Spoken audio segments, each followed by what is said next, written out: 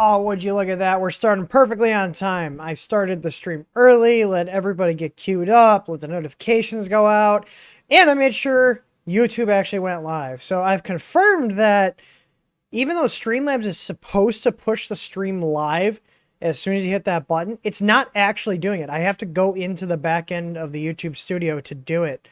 So that's fun. But at least I know it's something I have to deal with. I've been playing with Raspberry Pis today, just getting our Pi image updated, adding some new features, getting the auto detection for baud rates sorted out, and getting it updated to 1.5. Also I've been playing with this on and off for the last couple of weeks, but I really dug in today is getting like a Wi-Fi setup where kind of like the plugs, they broadcast their own IP. And I got it to do that. The only problem is if you have a wired connection, you're not using the Wi-Fi, it's always going to be broadcasting an SSID. So unless you disable that, which is not easy to do with the way I was doing it, you have to be going through SSH. You basically have an AP that has a weak pre-configured password. So I think we're just going to stick with what we were doing, which is we'll just edit the file before we send them out for people that want the configs. I don't think it's a good idea sending out Pi kits when people aren't going to use the Wi-Fi, and having it broadcast an SSID if they're not using it. Whereas with the Wi-Fi plugs, you only connect with Wi-Fi. I know a lot of people use hardwired, some people use wireless. But anyways, that's what I've been working on today. I just got my Pi board here and everything else. So, but let's see what we have in chat. George gave me $5 for e-juice.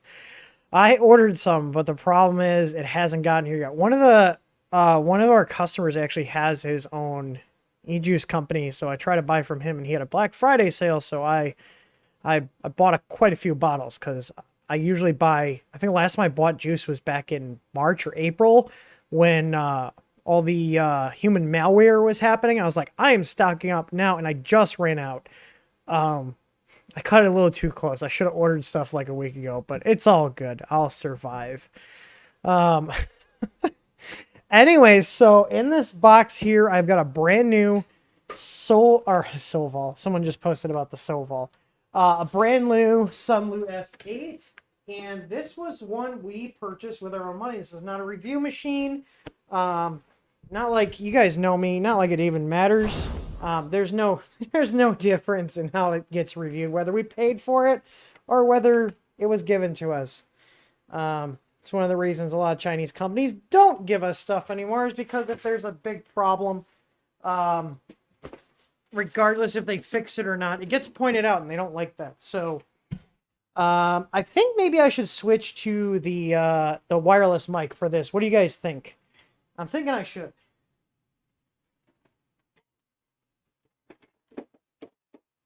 So that way you guys can actually hear me throughout the entirety of the stream instead of me going farther away and it dropping out.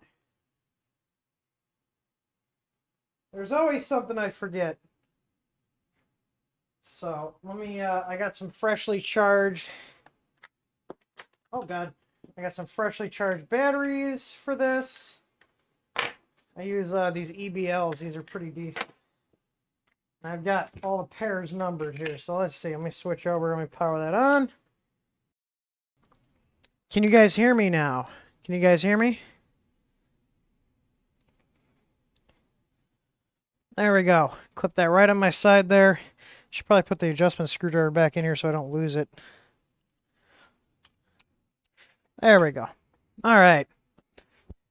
You know what? Louis Rossman does not have a wireless mic. At least I don't think he does. So I just have the same style microphone that he does, but I don't know if he has a wireless one. I don't think he does. Let me see. Noise gate. We're going to put that down a little bit because it's like, I think it's trying to, anyways, you guys can hear me okay? Hello. I can hide it in my beard if I wanted to. But we like it right about here, right by my mouth. All right, let's get to this. All right, if for some reason the microphone starts breaking up, let me know. I'm going to zip my hoodie up so it'll keep the cord in. So when did I buy this? That's Amazon's label.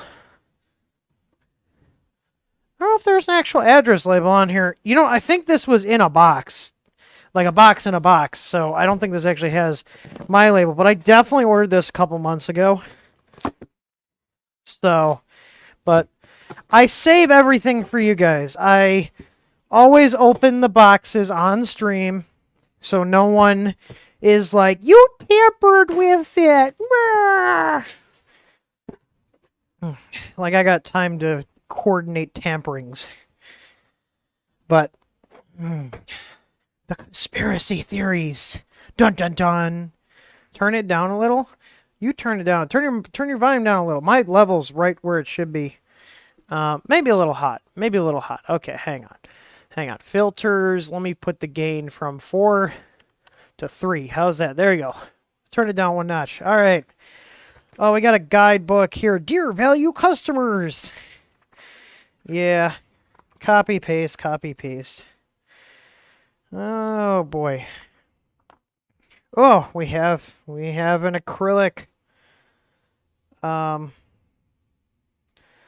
acrylic support Sanhui, it says. What the hell?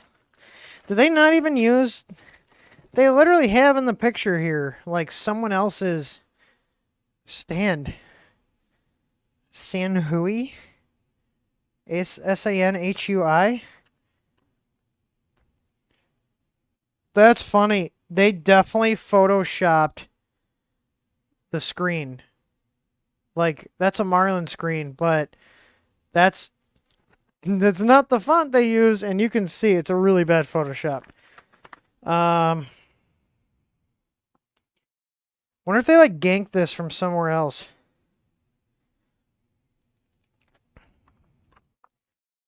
Let's see. All right. Enough of the manual. All right. We got our assortment of tools. Looks like we got some... Got M5x8, like, T-nut slider deals. And a big scraper. There's an acupuncture needle, some snips, and screws, and some run-of-the-mill Allen keys. Spool holder, which is acrylic. Hey, at least they include one.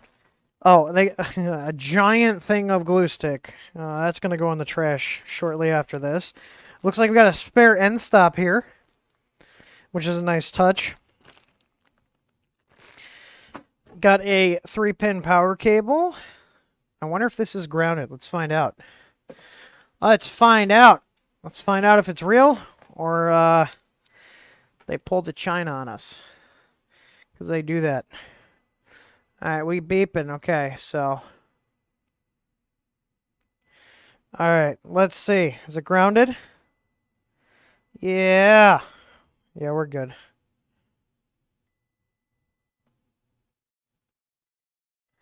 Alright. I always check my ground cables because I've had Chinese companies literally send me cables that have a ground plug on them, but no wire inside the cable connecting said plug. So it's literally useless. All right.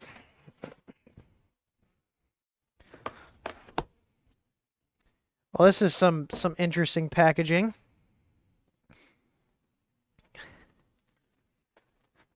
Let's see here. Do not use the SD card. Okay. It's borked. There's like zip ties holding this. These look like they snapped in transit.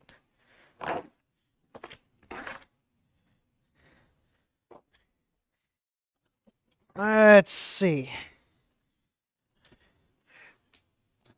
Really? Okay. This is terrible packaging. Why?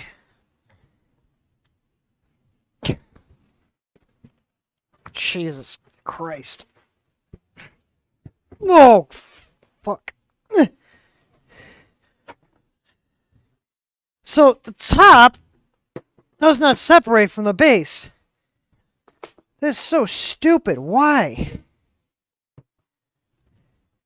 Why?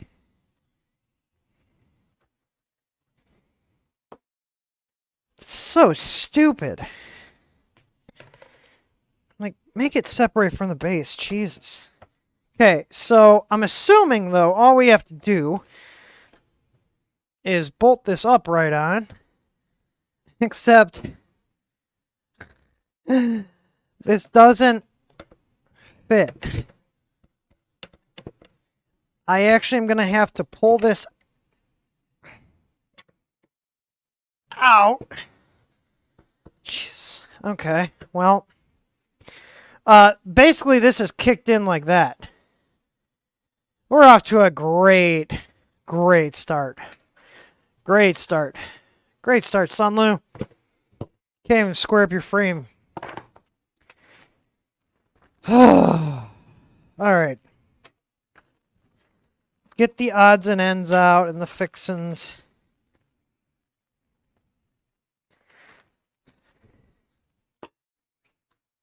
Let's see.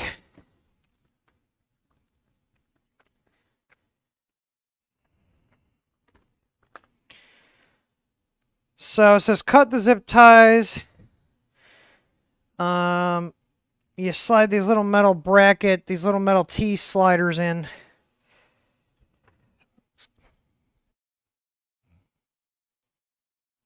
That's 2 on the bottom, 1 on the tops. Okay, so I am putting this right here, which I kind of figured it's fairly obvious. The problem is that I have to pull this out. It doesn't go on.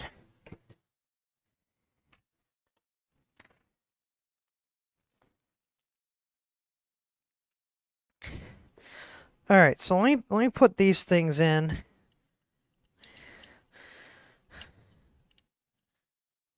There's little sliders to hold it.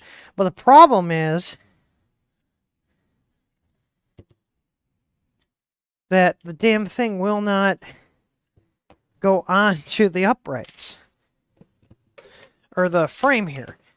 I'm literally going to have to pull this out and force it. There we go. Okay.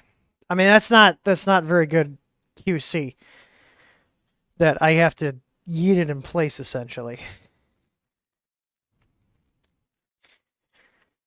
Alright. So we put a screw in on this side. Another one right here on this side. And then we got 4 that go in the bottom. So I'm not going to tighten these up just yet. I'm going to put the bottom ones in first.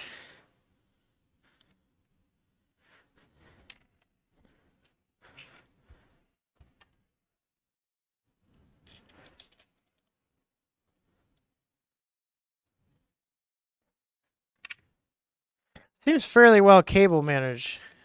I mean, like, and by that I mean it looks like they put effort in. Oh my god. Are you fucking kidding me? No. No. There's no way. I've seen some janky Chinese stuff before. There's no fucking way. They glued the AC receptacle in. Are you shitting me? Are you shitting me? Like, the one thing that you don't want to glue in is, like, are you kidding me? We're going to have to take a closer look at that. Holy shit. Oh my god. I have a feeling there's a lot of corners cut on this thing. Oh my god. Well, even if this thing's a pile, I've had it too long to return it, so it's all my pile.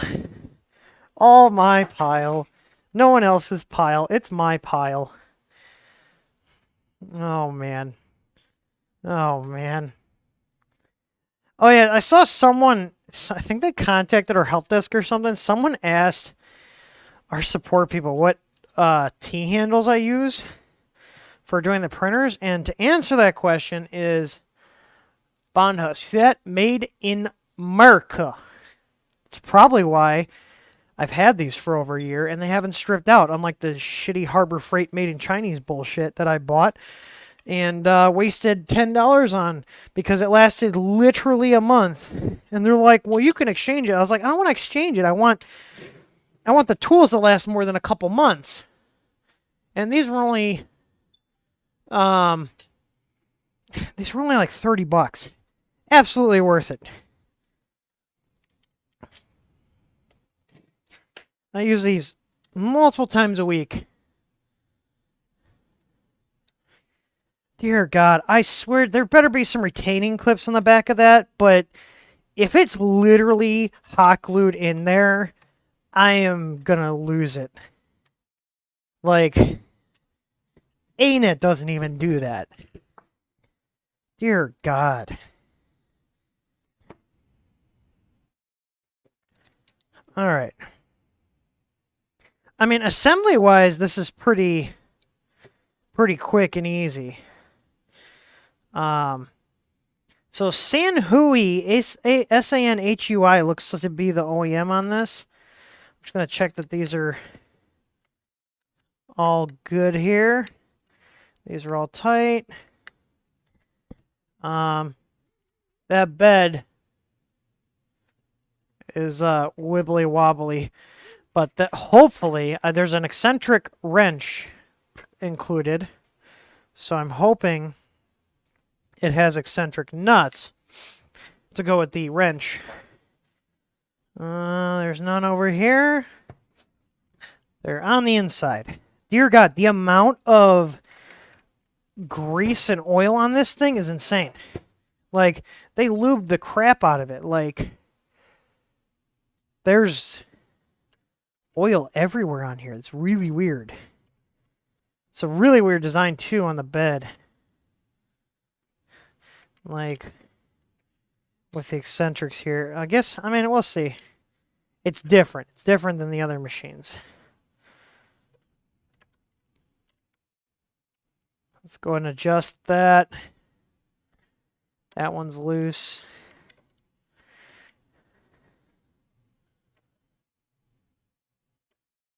Still loose.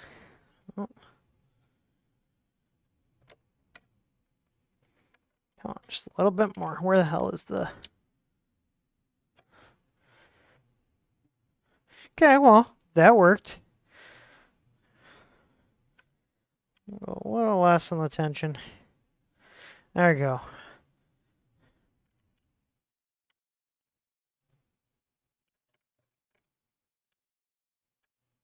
These are really cheap belts, though. Like, this is like that plastic belting. There is a tensioner in the front here with two bolts here. We'll see if I can tension it, because that belt's actually pretty loose. So let's see. If I put these in, how far in will these go? Oh. Oh, you gotta be shitting me. Really? It's just 2 T-slots. Are you kidding me? This whole thing just slid. Look at, now the belt's skewed.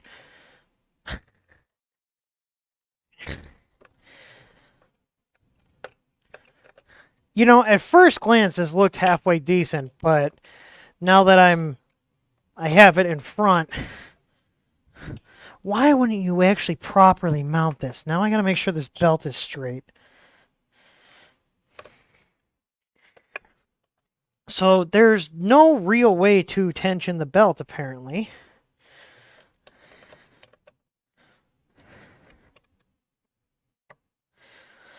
I'm going to try to tighten this down and see if that has... I mean, problem is, the range of adjustment I have is between the bolts and the...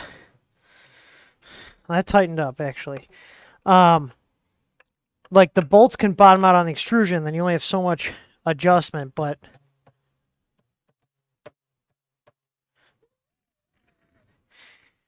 All right, I was able to make it work. This is jank. This is really jank. This is how they have the Y hooked up. Do you guys see this? So we literally have two T-slot nuts, okay? And they aren't like the twisted ones. They're the ones that have to be put in while it's built. With two bolts just sitting here flapping about in the breeze. Like, that's a terrible design. Absolutely terrible design. It says, check the voltage right here. There's a voltage warning sticker. How is the belt connected to the bed? It's got two little things. It's got two little loops right here. It's fine. There's zip ties. Are we set to 110? No, this was a printer sent to the US, shipped from Amazon, and it was set to 230. It should be set to 110 if you're sending it to the US. This though, dear God. We're gonna open this up and see if there's any clips on the back holding it onto the metal, or if they seriously hot snotted the main AC receptacle instead of using a proper one. Well, we got a glass build plate, and it says tear off protective film on the surface of hotbed before use. Why don't you guys just take it off at the factory? God, it's a pain.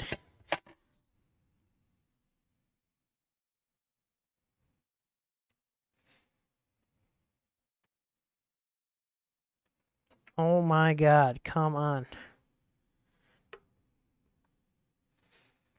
Get off the plate. Dude, this stuff does not want to come off.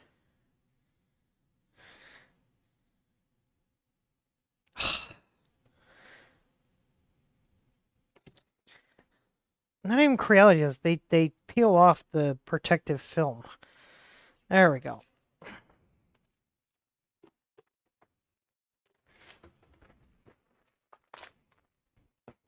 All right. Let's see. Well, we got bed clips because it's 2019 apparently. I would have much rather seen like a build surface on here, or one of the floppy flex plates at the very least. But glass in 2020, I'm not a fan at all.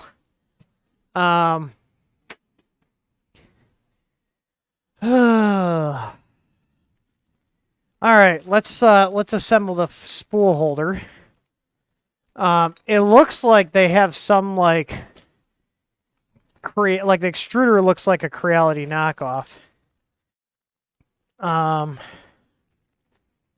it's plastic, so I could see that becoming an issue. You know what? I'm not even going to peel this because I don't care enough to do that. So it's probably going to trick you guys, but we're just going to not peel this acrylic here. And I can't remember, I think the last time I assembled an acrylic spool holder was when I bought an A-net. I can't remember the last time I had an acrylic spool holder. Like, why not just include something that bolts to the frame like everybody else has been doing? Like, what year is it? And there we go. Drop my first thing. Let's see. This says, oh wait, it says recommended filament, recommended brand, Sunlu, 3D Warhorse, and eNotepad. What the hell is eNotepad? I was like, all their brands? Never heard of some of those. I've heard of Warhorse, and obviously Sunlu for filament, but what the hell is eNotepad? All right. I am assembling this. I hate assembling these damn spool holders. At least they included one, but ugh. Like, there's just some design choices on this that are like, are the people aware of what's on the market who designed this? Like, Do they realize what's been out in the last couple of years? I mean, obviously they're building like a CR10 style machine, but like an acrylic spool holder? Really? They are such a pain to assemble. Like, I hate acrylic stuffs. Come on. There we go. Like, especially with the nut captures like this, like, they're a pain. They're such a pain. Alright. Let's go ahead and tighten these down, but not too tight because it's acrylic and it'll crack. Okay. Just snug it up. Snug it up. Alright. And I think at this point that should be it. We should be ready to print. We got our X limit switch over here. I need to adjust the belt. This is super loose. Let's do this. Nope, I need a 3. Can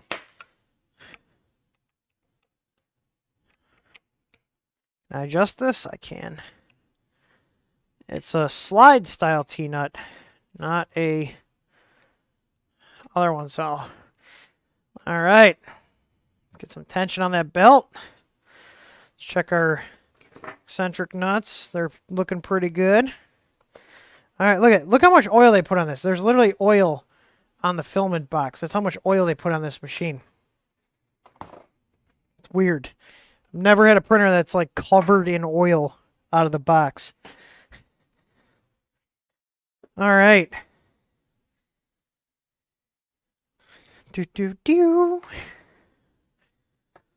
Where? Oh yeah, I was about to say, where's the receptacle? Oh yeah, that's right. It's hot glued in down below. Right here. All right, let's see. Moment of truth. We have LCD. It says Sunlu version 10.04880. Sunlu S3D printer ready. Okay, this is a nice touch. There's a light on here. Fans aren't too loud. This is a very bastardized version of Marlin. Like, the menu is huge. There's only... Usually you get 5 lines of text on here. But there's only 4. But it's definitely Marlin. Definitely 4988 drivers. Or something cloned. Oh, yeah, there we go. There we go.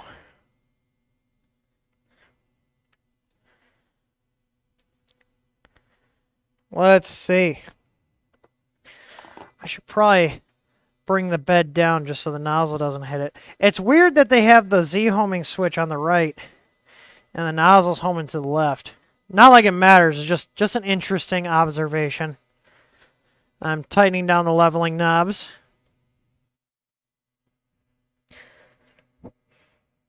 There does appear to be insulation underneath the bed. Let's see if this... Okay, so that did work. Let me just let it go all the way. And let's see, they gave us Sunlu 3D printer filament. I don't see any on the print bed. There's a lot under the print bed. I will give them props for actually including like a proper roll instead of that the little like ones that come wrapped up and it's just filament in a bag. Like, I throw those out. They're useless. Like, it's so wasteful. Like, I'm pretty sure most people who buy a 3D printer get a couple rolls of filament along with it just so they have it. All right. Yeah, this extruder is not very confidence inspiring. I mean, it just, all these parts are all injection molded, so that's a nice touch, but they just feel kind of chintzy. Like, they feel like they're not super high quality. All right, let's go ahead and preheat. Let's see if it works. So the preheat settings are 210 for the hot end and 40 for the bed for PLA, which is interesting. All right, we got a generic SD card. I'm assuming the slot's right here. Looks like the slot's right here. Curious to know what board they shoved in this. Well, the SD slot doesn't line up very well. And it drags on the case, so that's nice. Does say card inserted. Let's say print from SD, Sunlu, model. There's test1 and test2.g code. Okay, so here's what I'm going to do. I am going to, it does have a bed leveling option, so let me see what that does. Click to begin. Ooh, that was loud. It was quite loud. All right, here's my magic leveling paper. You guys ready for this? This is premium magic leveling paper. Only the best.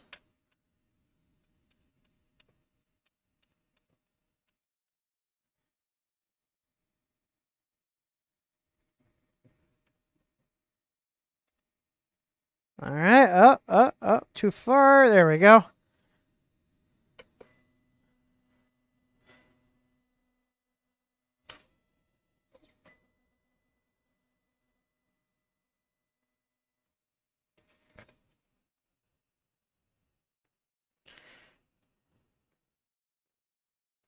Now, it does say Move Z on here. I wonder if they have, like, manual mesh leveling enabled.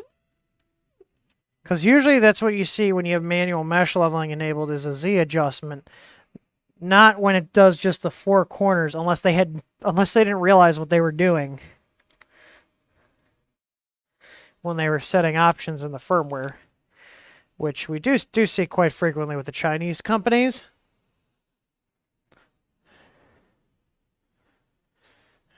Let's see. I'm going to have to do this a couple times because this is off. I'm not using the adjustment. I'm just doing it with the bed screws right now.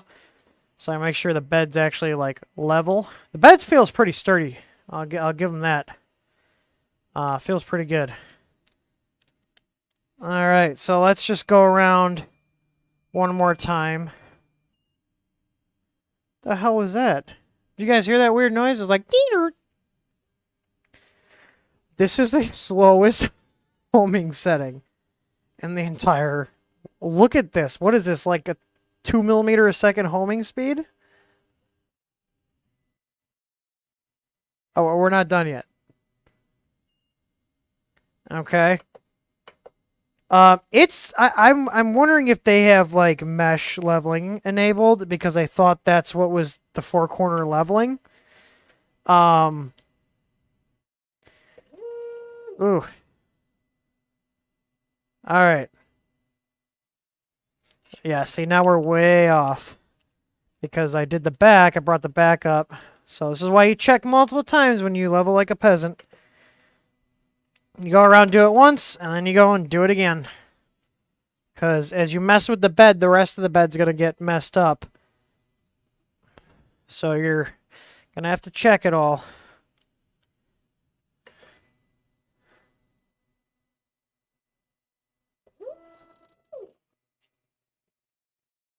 Let's see. These aren't too bad. We're grabbing...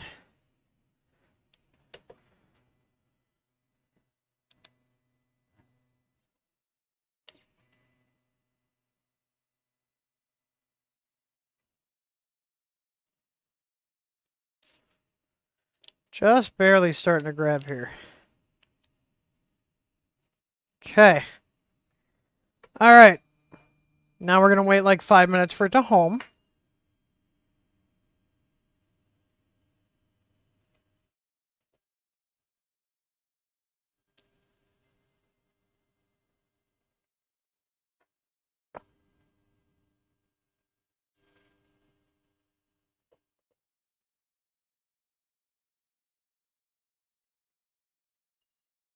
Well, there we go. We're finally done. All right. So we have leveled the bed. We have the card inserted. I'm going to see if this bed goes up to 60. I'm also now going to print from the SD card. We got test 1 and test 2. Which one are we guys doing? Which one are we doing? Test 1 or test 2?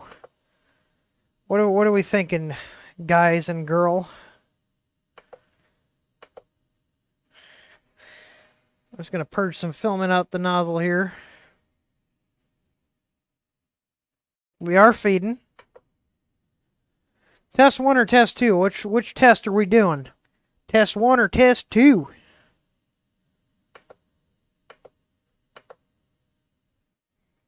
Otherwise, I'm just going to pick one if you guys are not going to tell me. Test 2? We got 2 for 2, 3 for 2, 4 for 2. All right, 2. We're doing it. Well, it's setting the bed to 45. I'm going to tell you right now, glass with the bed at 45 is not a good combo. So let's go back to 60. It's actually printing level. It just, like, I preheated it, so it's going pretty good. Oh, of course, we're doing a raft. Wouldn't be complete without a raft. They do not have baby stepping on the 2 push menu. What do they have in tune? Bedsy.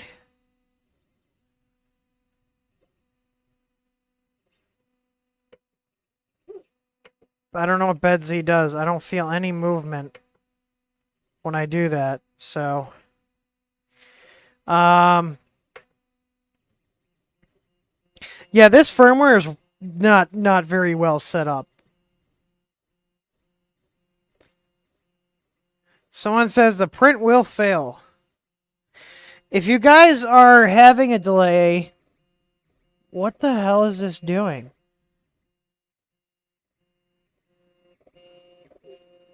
What kind of raft is this? Look at what this is doing.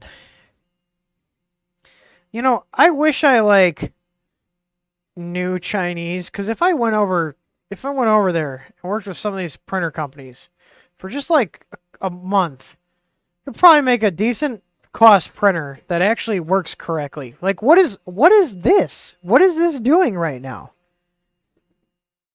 Like, what in the hell is it doing? That's not a raft.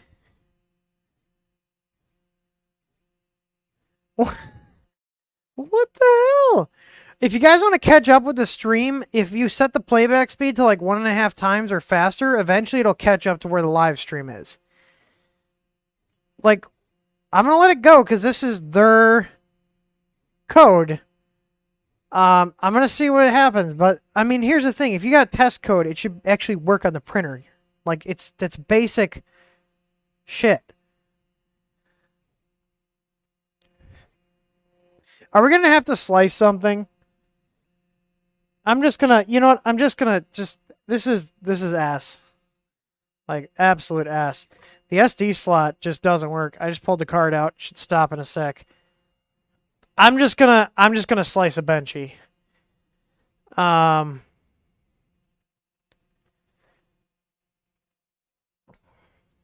there's videos on the card. There's videos on the card, guys. Oh man. Oh man. I love when the Chinese put instructional videos on here. All right, let me disable the motors.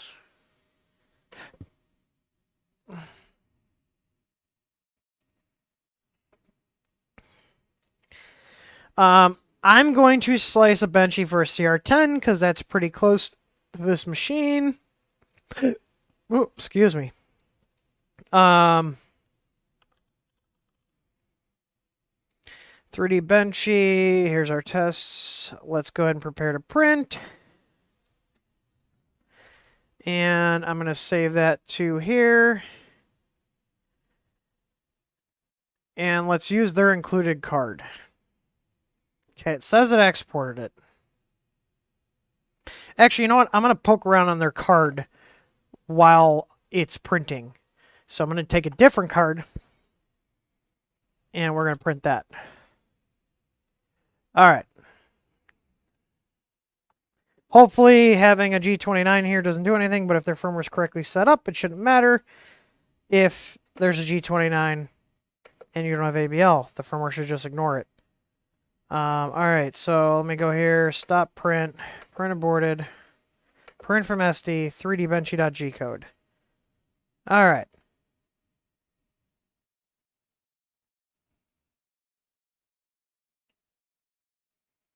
Yeah, most of the SD cards that come with these machines are garbage. It doesn't even have anything on it. There's no marking or anything. I'm going to scan it right now. And see.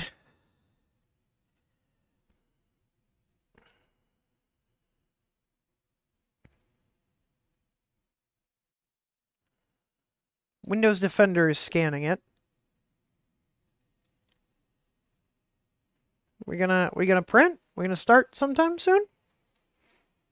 You do only have one job, printer, and that's to print things. 0 threats found. Okay.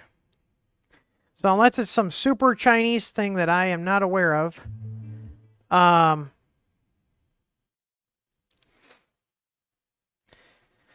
it looks to be clean. Okay, so they have a bed level direction here. Filament loading, printing. Oh, we're going to have to go over these. What's the actual bed size of that for a flex plate? I believe it's 310 by 310. Alright, so it did ignore the G29, because I have G29 in my starting code. If you notice, they don't have the firmware properly set, because I'm printing at the 0 location on X, and it's off the bed. They should have a home offset set. If they knew what they were doing. So, there's that. But our height looks okay. I'm going to squish a little more.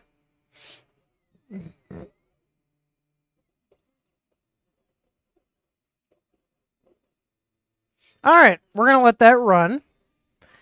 Now that we have a print that's actually correctly sliced. Let's go through the SD card while we're at it and see what it has in store for us.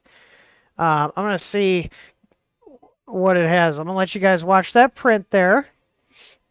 And I'm going to go through, I'm going to put some music on. How's that? I'm going to put some of my boy from 0 to Z music is on.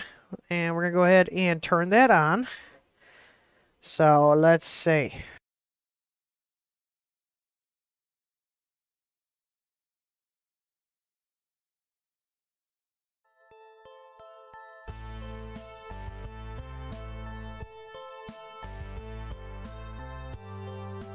All right, how's that? How's that a balance between the music and the microphone?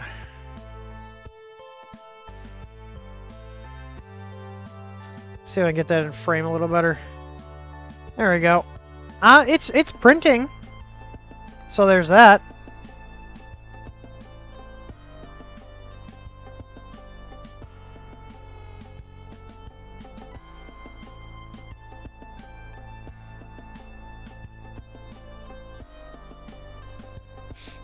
Yeah, the first layer was actually pretty good. It seems to be printing decently, so... you guys want to take bets on whether that AC receptacle is literally just hot melted in there, or if there are retaining tabs on the back? What do you guys think?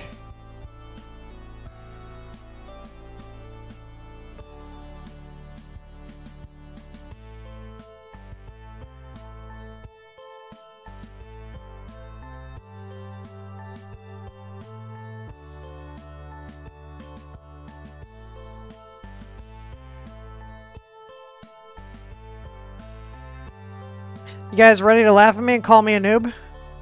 You guys ready? You know why? I use my CR10 profile, which has a 0.6 nozzle. That's why it looks so thick. Let me reslice this, damn it.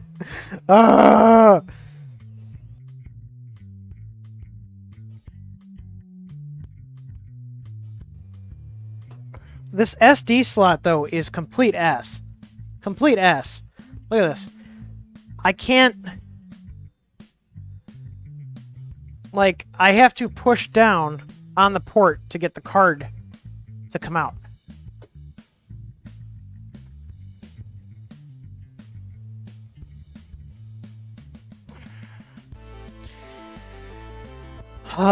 It's writing bin files, so I think it's using the power loss resume that Creality likes to use.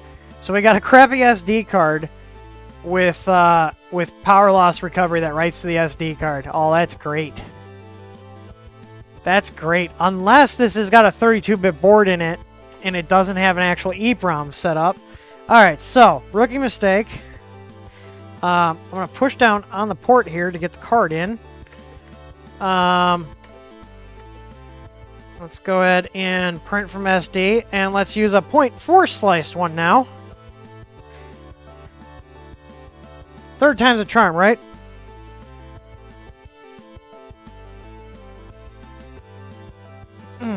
See what happened? It probably would have printed, except it was under extruding because it was set for a 0.6. You can see that here. So that was my slicer profile.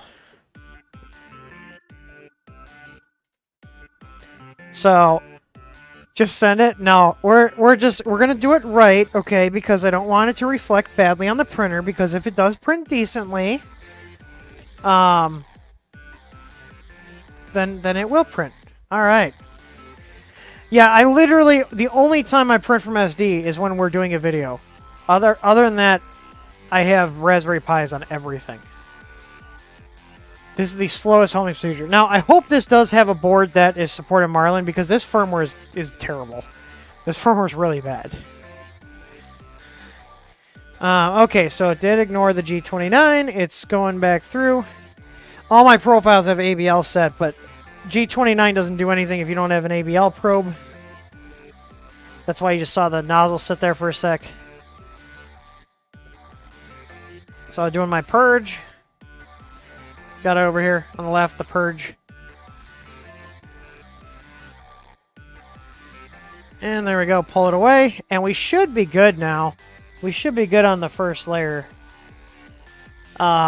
This profile has the brim/skirt set farther away, so let's just make sure we're getting some squish on there. We are. Alright, I'm happy with that. You can tell the firmware did not center the print on the bed because I have this in the center of my slicer on a 300 by 300 profile, and you can tell it's off. So I'm going to give them like a C- on the firmware because it does print, but there's a lot of little stuff. I can already tell that they did not set up correctly, that they just kind of got it to a point where it just prints and that's it. It's not really refined at all. And it may seem like a minor thing to some people, but, you know, the firmware runs the printer. So if the menus are hard to navigate, you know, or the options aren't configured in a way that makes sense or correctly, then you get a bad user experience with the printer. So it's got the SD locking feature. That it does. That it does.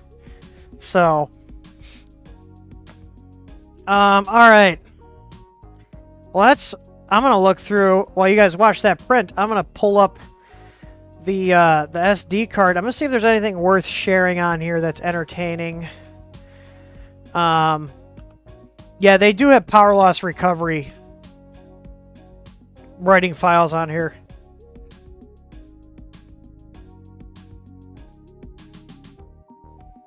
And I got my green growl in my thing. Also, if you guys like blender bottles, I don't know if you're aware, they make these in giant size. It's a Pro 45. It's my favorite one.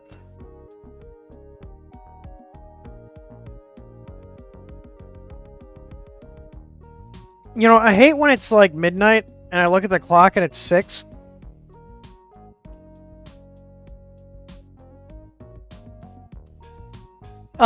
Aaron is supposed to be replying to everybody on the B-stock beds, but we ended up taking a decent chunk of them and put them into our print farm and are using them there instead of using new stock. So if we have any, Aaron will be contacting you. He took them all out to the shop So it'll probably be a couple days because he's getting through trying to get all the orders out and get the cable recalls done. So, just how it is. That's something that's super low priority compared to everything else that's going on. Let me see what these G-code files actually were supposed to be.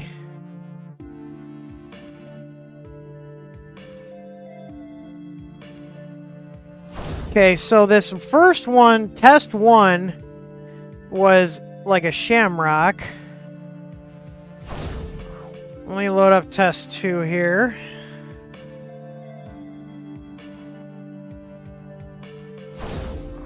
Oh, I'm glad I didn't print this. This is that creepy little monster thing. This is the one that failed. This is that creepy-ass little monster thing. I hate this thing. It creeps me out. Like, ugh. I don't know why. It just creeps me out. Why would they think that's a good test file? It's not. It's creepy. Some creepy Chinese stuff. Alright, so they have Pronterface included. Cura 15.04.6. I believe that's a really old version. I don't keep up with Cura, but I'm pretty sure that's an old version.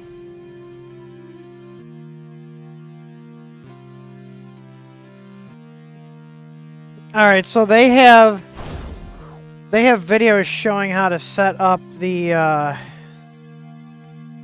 set up Cura.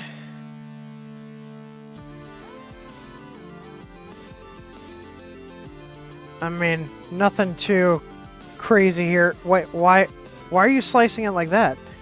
Wait, what are you doing? Oh, okay. Anyways, let's see if there's any maintenance. They're showing lubricating the Z-axis. Okay, I mean, it's not bad.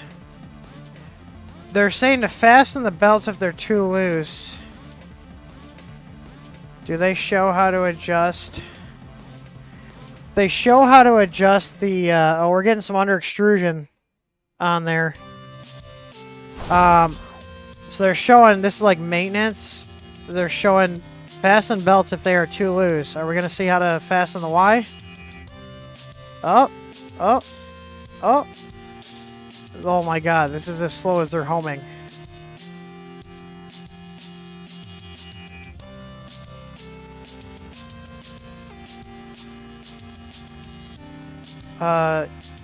You didn't do anything there, bud. What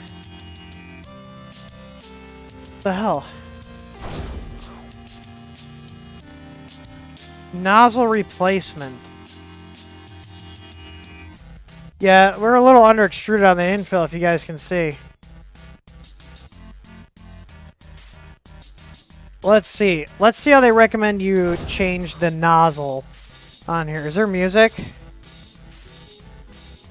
Oh, there is music, but I'm willing to bet that they're using copyrighted music, so I'm not going to do it. Look at theirs doesn't have hot snot around it. Okay, so we're removing the fan shroud. We heated it up. Okay, this is a Creality style hot end.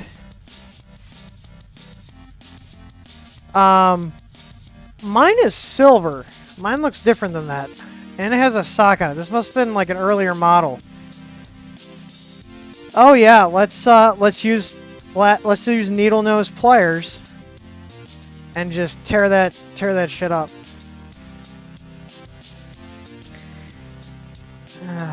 Not the worst, but come on, use a set of regular pliers. Is someone in the shop? Oh, Jerry is. I was like, who's still in the shop here?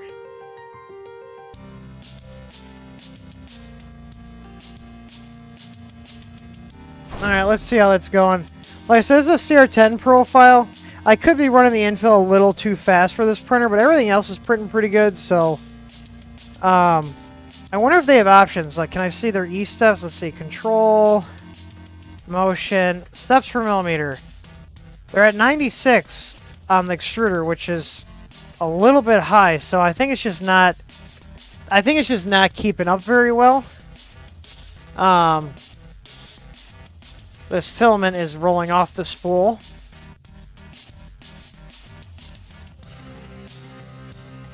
But I think we'll be good. The cooling is terrible. Look at right here. Look right here. The cooling is abysmal. Look right here. You see how this is like lifting up? It's not the layer. You know, that might be a cooling thing. I'm willing to bet this layer fan ain't doing shit. Because if you don't have enough cooling, your infill will look like that. The cooling's not very good. 4 solutions for nozzle jamming. Okay. Printing platform. So level your bed. What are their wise words of wisdom? Level your bed.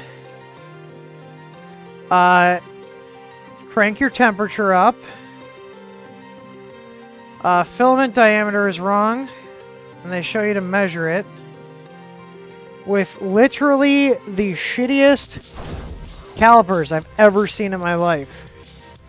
But it's okay, they're shockproof. They're shockproof, guys, it's okay.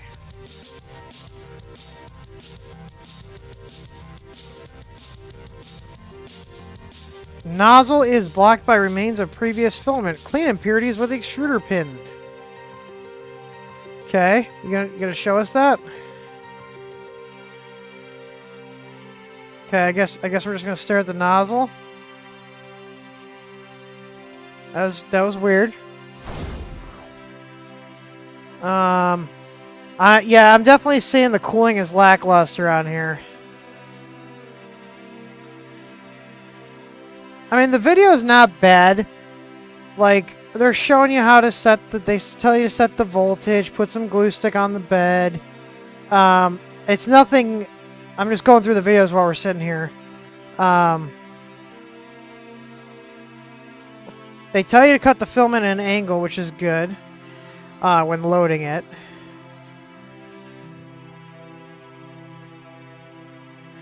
Yeah, I'm not impressed with this already.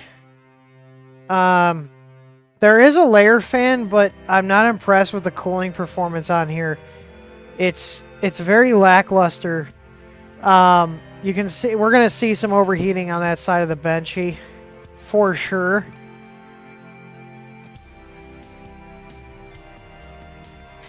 And they do include a PDF copy of the manual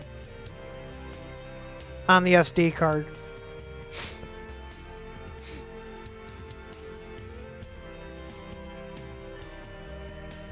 And this is what I was telling you guys. They photoshopped 3D printer ready.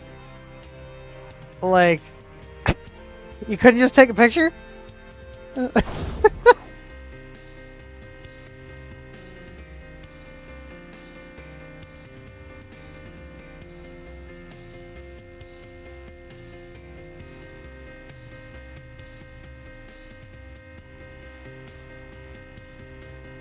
People are asking, what do I use for slicing? Well, right now we're still using Simplify 3D, but unless you like getting locked out of using your own software because they have no idea how to manage their servers, then I can't recommend it anymore. The software works well, but the company's trash. So they took 11 days to get back to us on an issue that was on their server side that was preventing us from using the software. So we actually have, I thought we only had 3 licenses, so it's 2 installs per license. We have 4, but it took them 11 days to get back to us and another day to fix the actual issue, meaning we have all these licenses and I couldn't activate them on any machines or even deactivate old installations for almost 2 weeks. That's how terrible their support is. So I will not be giving them any more of our money. Going forward next year, I think we're looking at Idea Maker. I'm just looking at this print, man. Like the lackluster cooling on this is really presenting itself right now because any like halfway decent, halfway set up printer profile should be printing well on this. But the cooling or lack thereof is really apparent on this machine. Like, you can see how weak that infill is and how bad it is on the first layers. Because even though this is sliced for a CR10, it's going to use very similar settings. And it's just not very good cooling. Let me lock this into manual focus here. Like, look how poor that is. And that's definitely due to the cooling. Definitely an issue with the cooling. Like, it's not very good. I'm not impressed.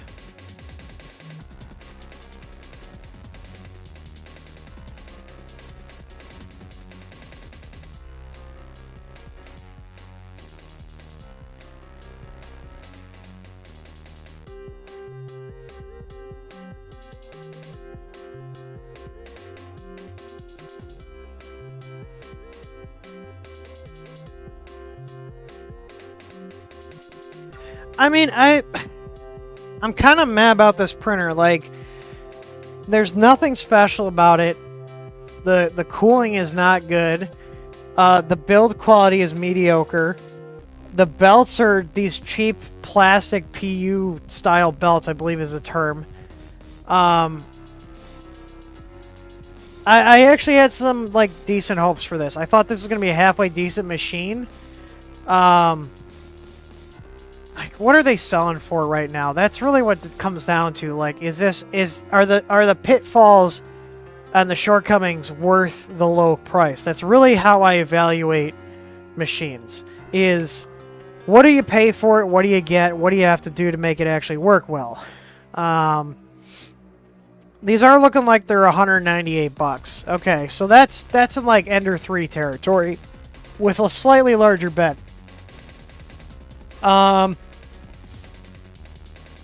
I'm going to hold my thoughts until we get into the inside and see what electrical stuff is going on here. But the cooling's definitely going to need to get upgraded. And I don't know if anybody... I'm going to look on Thingiverse. I don't know if anybody made an aftermarket cooler, but this... If any printer needed one, this would be it.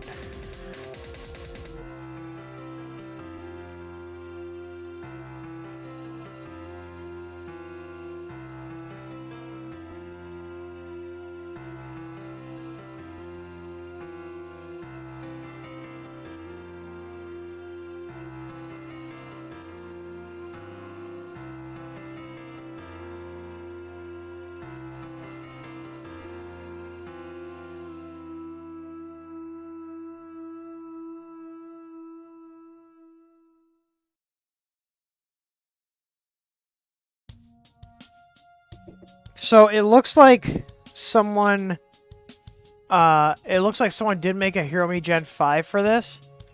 Yes. Oh, you need my help with the cat? Okay, you guys watch this thing print this abomination of a Benchy. I have to help Samantha give our cat pain medication because he had some teeth pulled today. So I'll be right back.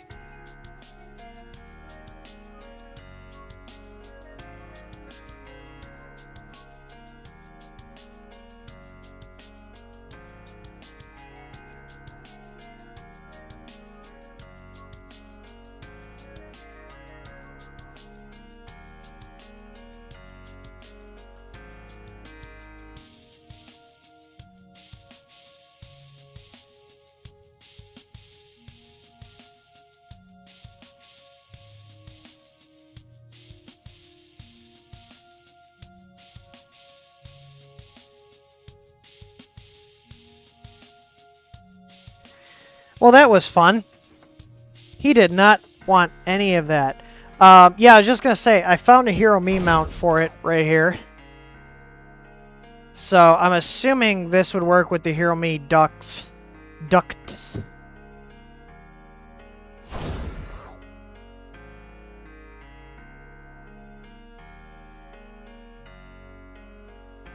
And some people are like, maybe it's your slicer profile. No, this is overheating. And you can tell because as we get more and more top layers, it's actually starting to fill in correctly. The problem is if you don't have a good layer fan that's moving enough air, the plastic just it stays all goopy and melty and it doesn't actually cool and form the top layers. So Yeah. I mean, I've seen this on machines that didn't have a layer fan. So, I mean, you could do more top layers. It's a shame because it's actually not printing bad. Otherwise, I do see some salmon skin. But we're gonna let it finish here.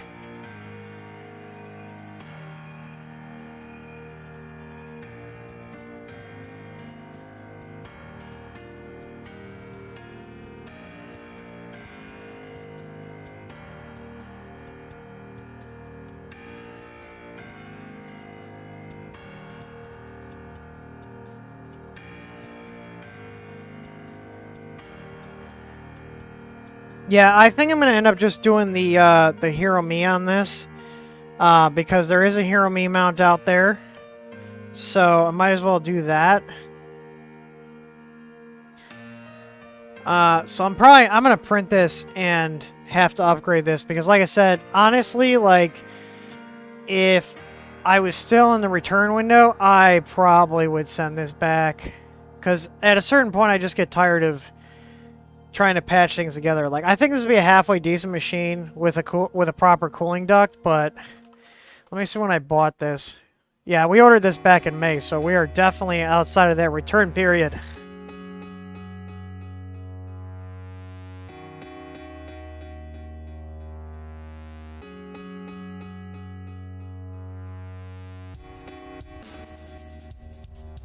Yeah, it has a layer fan, but it's just not... It's not really directed... I think it's blowing on the block, to be completely honest with you guys. It's basically blowing on the block. Like, really? Or is it blocked?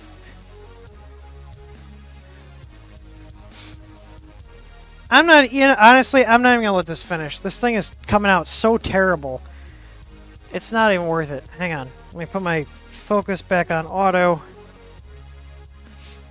Like... Yeah, like... This is overheating. And you can see how weak this is. Like, I can just push my fingers into it. So the question is...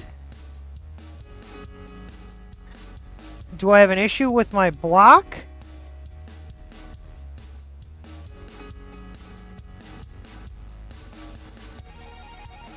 Let's go and move this up.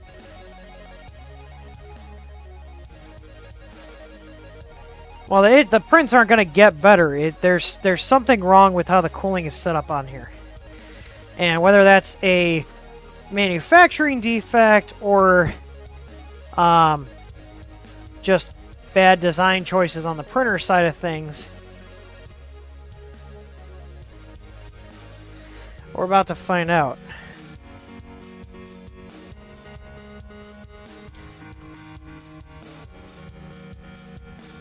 So, how are we supposed to get airflow out of the duct when the duct is completely blocked off? Completely blocked off. Almost completely. Alright, well. No, it's a blower fan. It can't really go backwards.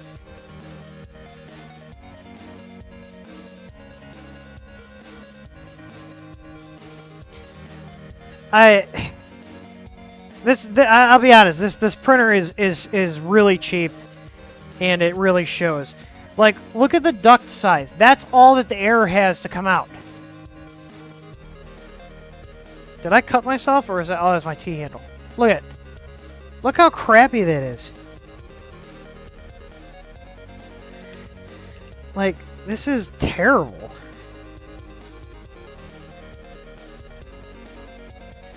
Like...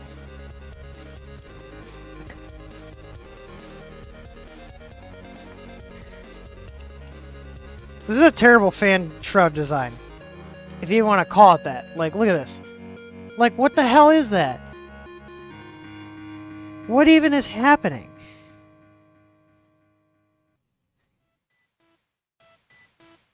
Oh, fuck. fuck?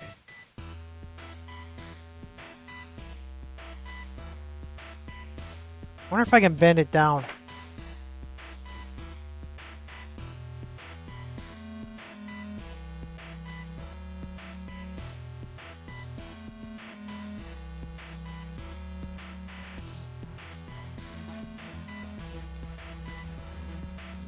I am using snips to bend this because I don't care.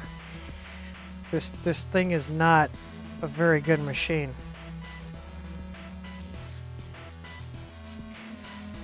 Okay, look how much I widened that shit up. We're gonna see how it is. That looks a lot better. At least the air can get out.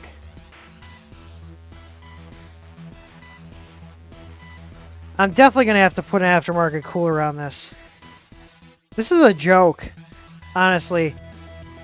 I mean, the only saving grace on this machine is it's $200, and that's a lot of build volume for the money, but this is definitely one of those printers you're going to have to put some work into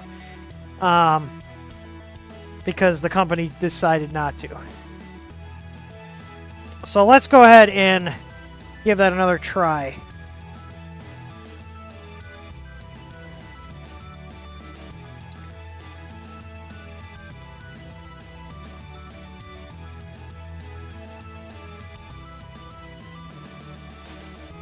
Let me just disconnect the motors here. There we go. I mean, mechanically, everything seems pretty decent. Let me plug the motors back in.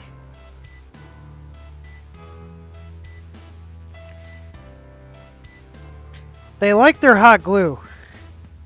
They really like their hot glue. What the hell is this?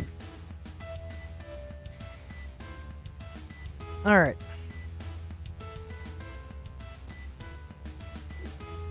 Let's go ahead and give it another try here. Just want to make sure that my gantry's not too far off from moving it manually. All right. Oh, it does have power loss recovery. It asked me if I wanted to resume. Sorry, let me readjust the camera here.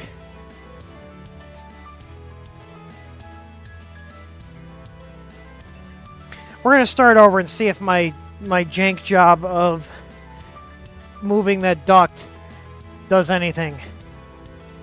So do I recommend it? No, not at $200. I would say like $150 or less. Although, hang on. Yeah, $170 tops, I would say. And you got to have a printer, too, that can print parts, because there's no way, unless me bending the ducting out actually, like, made a difference, you're going to have a printer to print parts to get this thing cooling in order. So, I thought I told it to print. Let's try that again. I mean, it's not terrible, it's just... it looked decent in the photos, and I feel like I got catfished. Which happens a lot with these Chinese machines. Like, the photos look decent, you get it, and you're like, oh, man. Once you start looking at the small details, you're like, okay. Yup. That's why it's cheaper. I mean, I would, if you don't need the build volume, I would personally take an Ender 3 over this. And we haven't even got to the inside. I want to see if me literally brute forcing open the fan duct, because there was literally like 2 millimeters on one side and like maybe 4 on the other side. For the air to actually get out from the layer fan. Like, that's absolutely useless. You might as well not even have one. And the fact that they overlooked that at the factory tells me everything I need to know. You know, that's a key part on the machine.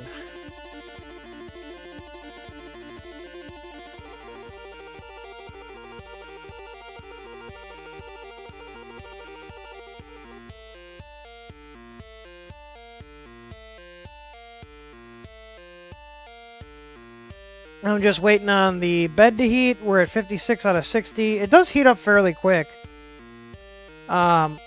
Maybe a little quicker than my my CR10. But nothing to write home about, though. I mean, I would take this over the Ender 3 at the same price point. Or, it's not, sorry. I would not take this over the Ender 3 at the same price point. I would take an Ender 3 because there's a lot of community mods for it. There's a lot of upgrades for it. And the build quality is definitely better. The only way I would say you get this is if you can't get a CR10 for around the same price. And you don't mind fixing things. So who knows? Maybe me bending the fan shroud will fix it, but that's a basic thing that should be. It's 2020. A printer should have halfway decent layer fan cooling. Like, that's as simple as that. There's no way around it. And we haven't even got to the inside yet to look at the electronics, so just saying.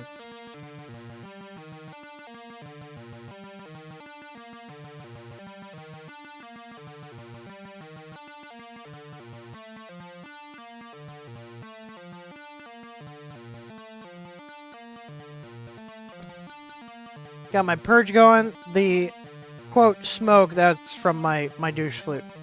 Not from the printer. Don't get excited.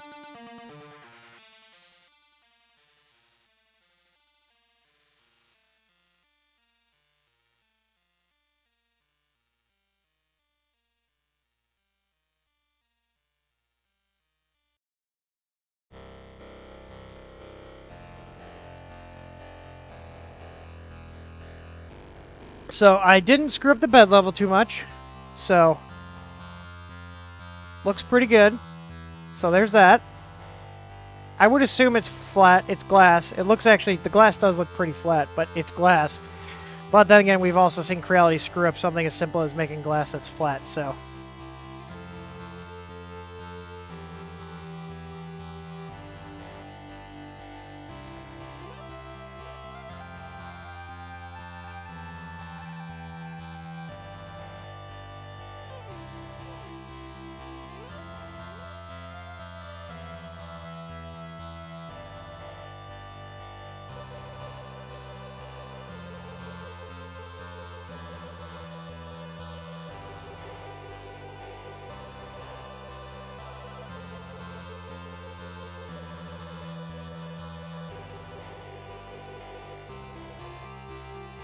Are you guys liking the switch to the Sony cameras? I can really get in there with pretty good quality, too. I'm enjoying them. I don't know if you guys are enjoying them or notice the quality difference, but I do. So I guess that's all that matters, right? Is that I notice. I'm the one using them all the time.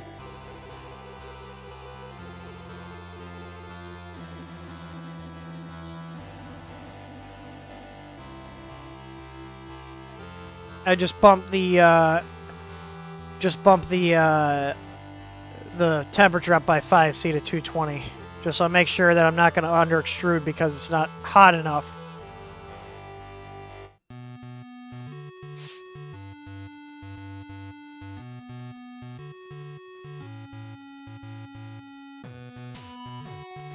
I thought you guys said the music level was good.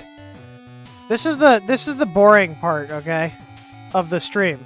So I like putting some music on so you guys have something to do. Although I don't know, but I'll still watch a printer print. So we'll see. I want to see how the infill looks. Can I feel any air coming off here? Not really.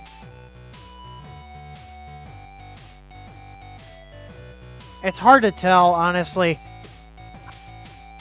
I'm hoping that it will, it'll be good.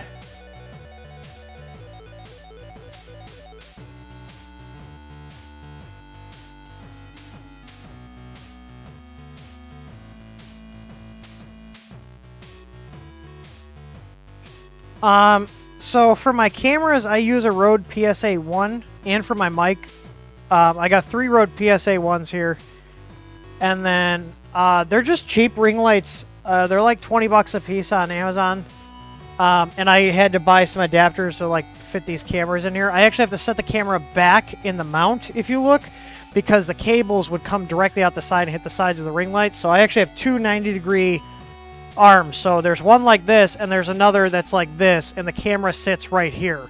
So this part bolts into the ring light, and the camera's here, so it sits back in the mount. I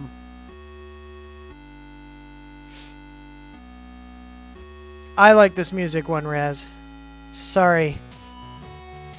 Sorry, not sorry. Alright. We'll see. I want to see how the infill looks to see if there's any improvement.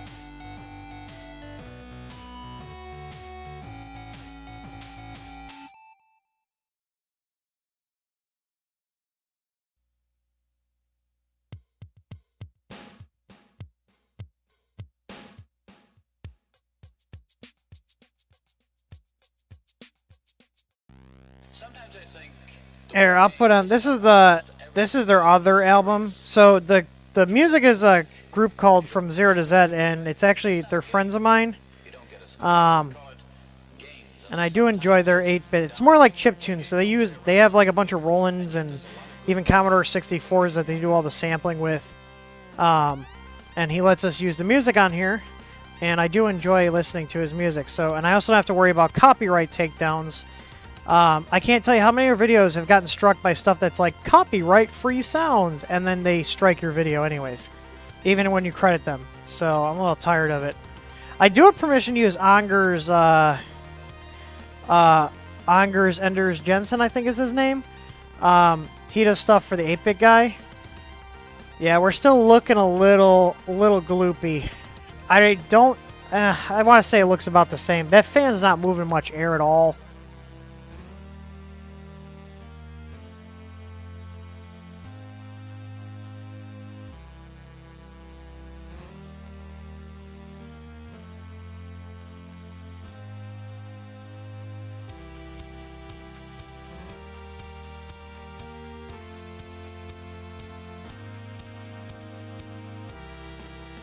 I just locked the focus in here.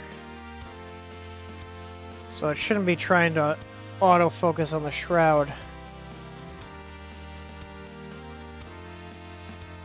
There we go. I think that's about as good as it's gonna get. Let's see here. Sean says, gonna purchase an Easy Flex, but the lowest shipping to Cali is 32. Depends on the size.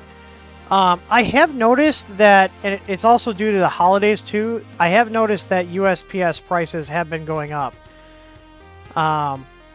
In general. But, yeah, if you let me know what size it is. That sounds a little high, but not like insanely high. But our website in general, when you put something in, it uses the weights and the dimensions of the item to get a quote from USPS in real time. It uses their API. Yeah, for an S5, yeah, it's probably going to be that. Yeah, that's the biggest plate. So, the shipping costs on that, because of the dimensions, are going to put it over. I would probably ship that UPS. So, and then we also have on that, which is factored into the product cost, but we use about $4 to $5 in packing materials on those big, on those bigger plates, so they get to you one piece. But yeah, that sounds all right for an S5 because it's heavy and it's big, and it's not thick, but those dimensions, they're right around 20-something inches, so it pushes it up into the next price bracket.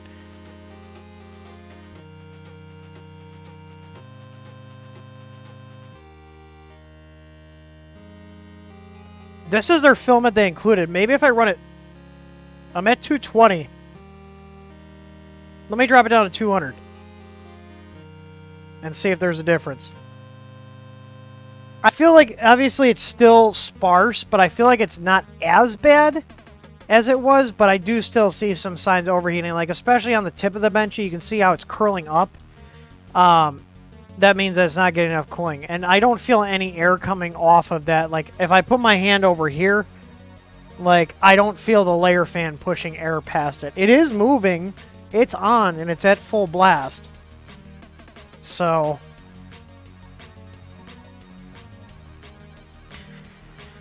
yeah, unfortunately with shipping, we're not like the Chinese companies that get subsidized shipping from the government. So we get full bent over from USPS. And surprisingly, like on like 60% of the orders, even though we provide them with like the weights and dimensions, we still end up losing money on shipping costs. If you're wondering what I'm doing, I'm sitting here watching the print on my OBS window here. So I dropped the temp down. It's either going to make it better or it's going to make it worse.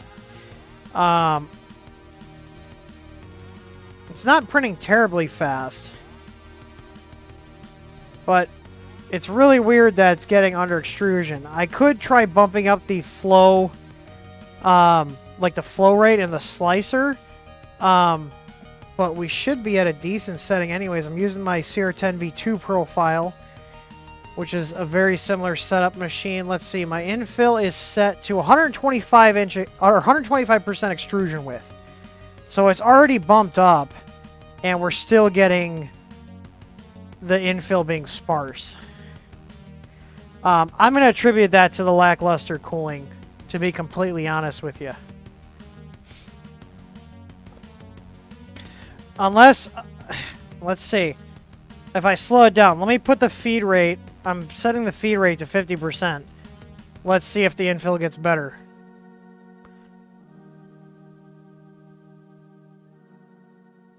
So for coax PLA, I usually run their PLA at like 230. I usually run their stuff hot.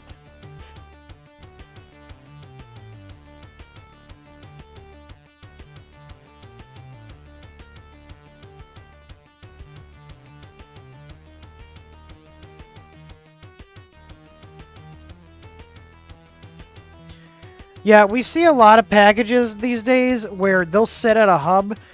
There's one in Elk Grove Village, Illinois, that's terrible for that. But USPS is just, like, dropping the ball. They're taking forever on some packages. Okay, see, I slowed the feed rate down to 50%, and we're no longer getting the breakups. So, yeah, I'm going to attribute that to cooling. I don't think it's an issue with it not feeding fast enough. But it should be doing better than that. Especially since this is not that old of a machine. But you can still see it kind of breaking up a little bit. Okay, the question is, do we let this finish the full benchy, or do we let it get a couple more layers and see how the top infill looks? And then we go into the electronics.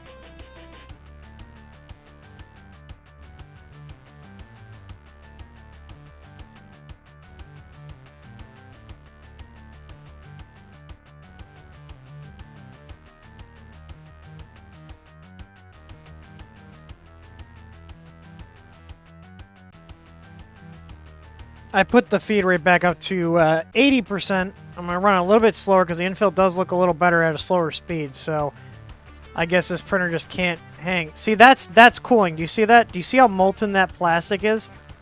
Like, that's a cooling issue. It's not a slicer issue. That's a physical thing with the printer. It can't hang. It can't hang because the cooling's so bad. Look at it. It's still mushy. Watch when it goes over that plastic that's supposed to be a top layer. Like, that plastic is still kind of mushy. Might have hardened up by now, but look at it. Oh, no, it's still pretty mushy. That's poor cooling. That's what poor cooling looks like.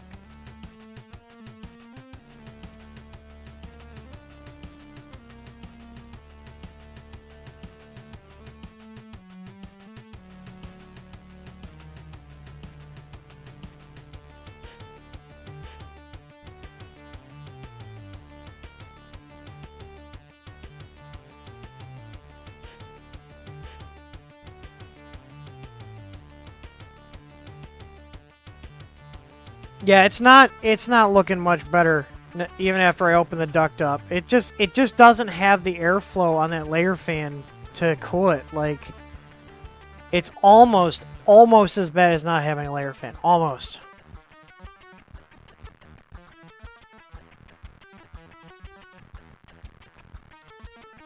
Like, how do you mess up layer fan? That's such a basic thing. I dropped the temp down to 200. The temp is at 200 right now. I don't know if you guys missed that. And it didn't make any difference.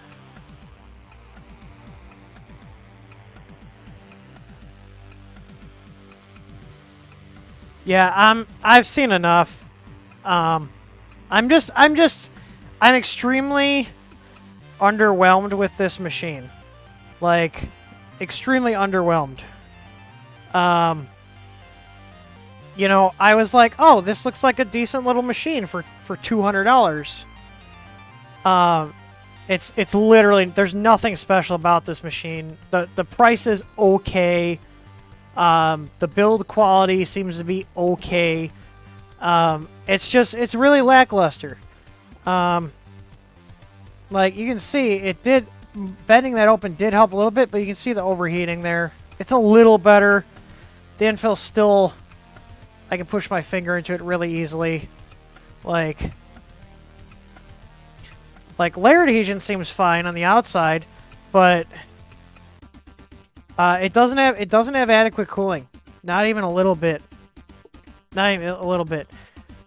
Kevin is saying that they use a 4010 instead of a 5015. Well, Creality uses a 4010, and they get decent prints out of it.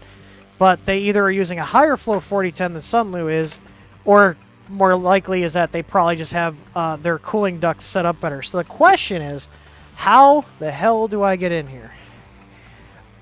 I'm assuming it looks like this front lid lifts up. It looks like it's these 3 screws in the front here, and then this lid lifts up. So that's what I'm going to attempt here.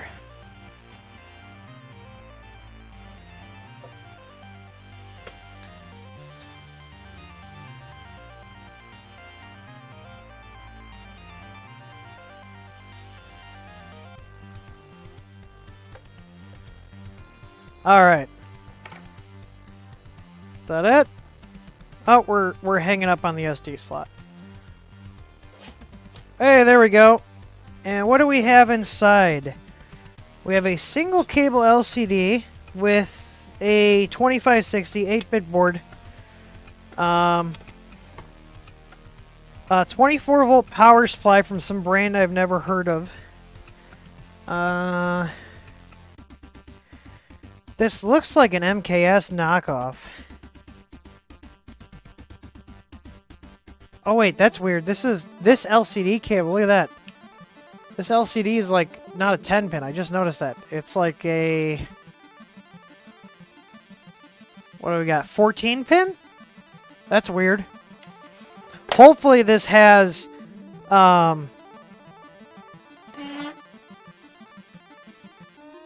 hopefully this has like firmware support in Marlin. All right, let's see. Let's see if I can see if they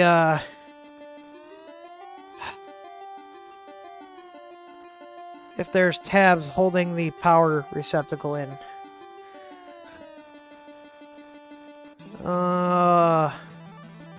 I don't think there are.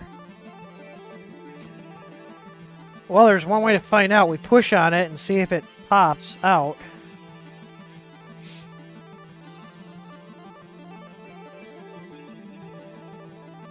Oh!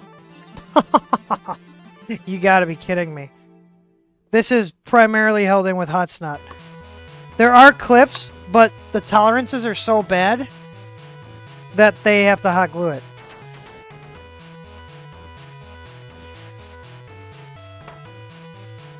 Unbelievable.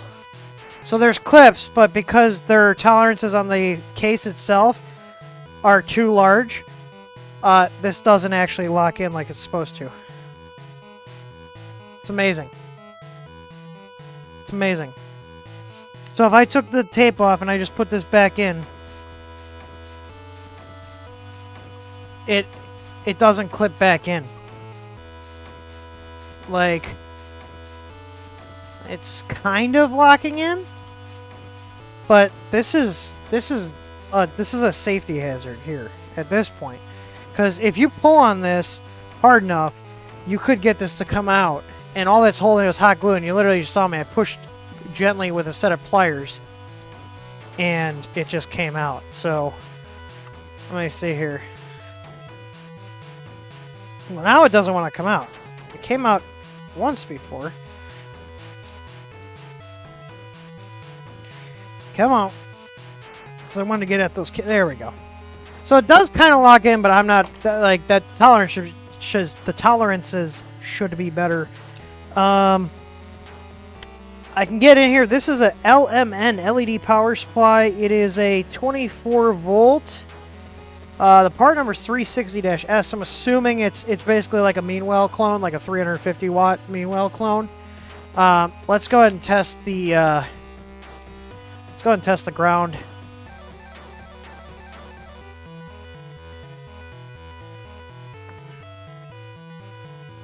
All right, let me get to the ground pin. I'm on it.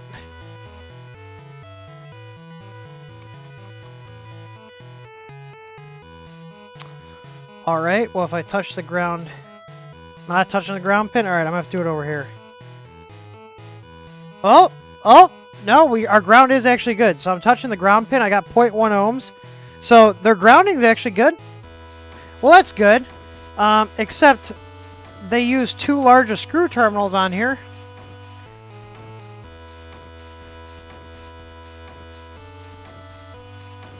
Look at this. These are not the right size terminals for these receptacles at all.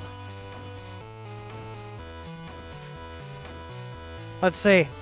Yep, it's like that on all of them. Look at that. Look at that. That jank. Go ahead and push these on even further. Those terminals are too big for the plug or receptacle, whatever you want to call it. All right. This looks like it's like an MKS board.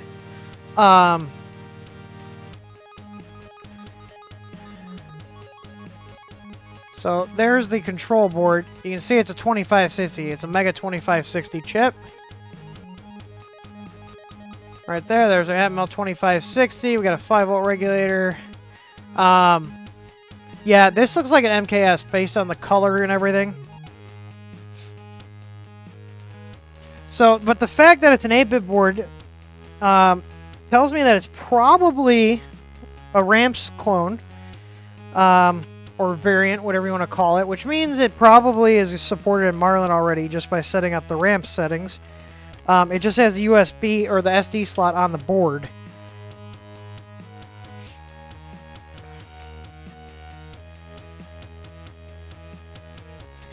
Let's just take a look at the back of the board and see if there's any markings on here. Yeah, I saw screws underneath holding the power supply. I'm not gonna, there's no point in taking the power supply out, to be completely honest. I will check grounding to the chassis, though, from the, from here to the frame, because this should have ground. So if I go on here and touch to the frame, let me put that in view so you guys can see that. Probably can't see it that well. Hang on. There we go. So here's the chassis. Yeah, I mean, it's grounded. Let me just expose some of the... It's not terrible. It's better than a lot of printers I've seen.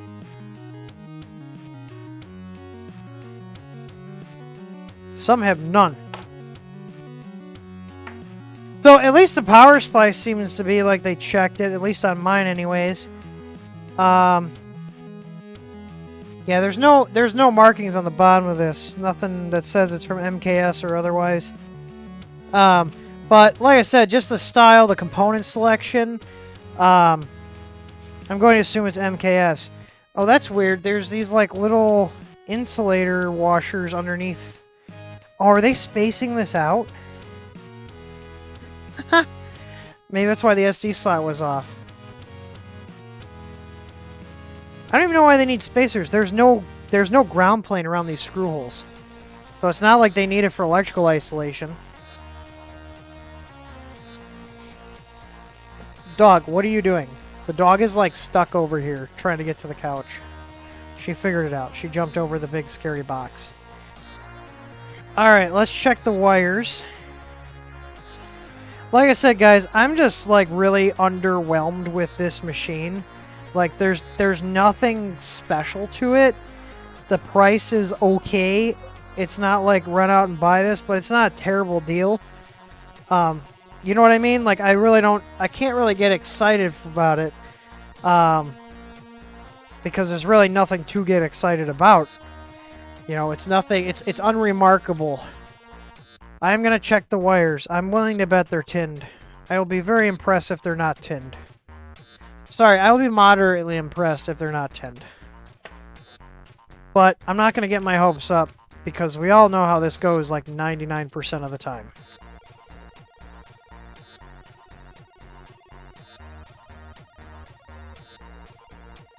These motherfuckers seriously used red for negative. They used red for negative and black for positive. Look at this shit. And they tinned the wires. The wires are tinned. The wires are tinned, and they used the wrong colors. Look at this shit. V+, black. This is going into the negative terminal side.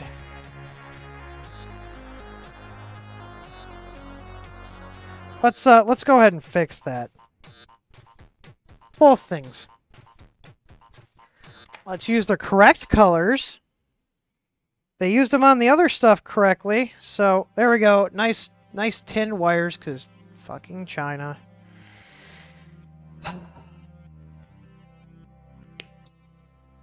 There we go, they're gone.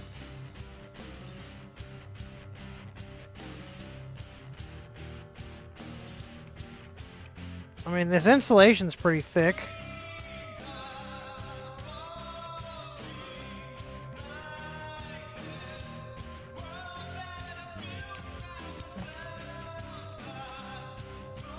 Like, can you not, like, how, like, lazy do you have to be to not use the right color wires for positive and negative?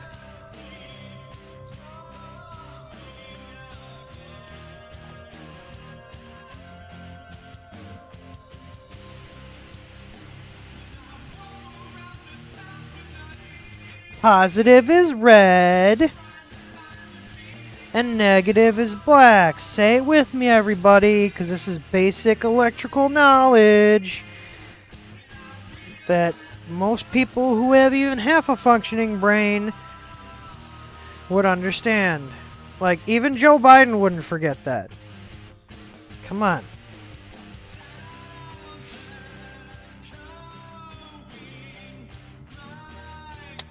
Alright. Everything else, like I said, just unremarkable. We got, like, they stashed they stashed all the wires in the corner here, like all the excess wire. It's not terrible, but there's just, like I said, the attention to detail is just not really there. Like I said, this has been a pretty unremarkable machine. I should just go grab some beer and then see if we can whack some firmware on here. Because at least that's exciting. I mean, there's literally nothing that, like, gets me going or riled up about this printer. Music is loud. Sorry. I will fade it out there. How's that? There we go. It's gone. No more music. There you go. The music is gone. Alright, let's see. I'm going to take my chances and see if this works out of the box with any Marlin configs. This is like a terrible... How the hell are you supposed to... I got it out of here. How is this supposed to lock back in? Oh my god. No, does it go all the way over the back? Okay. I thought it slid in the extrusion. Okay, I feel stupid.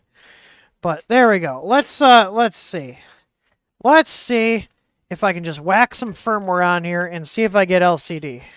That'll tell me if this is going to be a nightmare to figure out, or if it's going to be pretty easy. So what I can do is I can flash it with like the oh, look at that. That doesn't turn on. So they have the 5-volt isolated. Yeah. Okay, so you need to have this powered on from the power supply to actually get the screen to come on. So that's good. You shouldn't have backfeeding issues then, like some companies' boards do.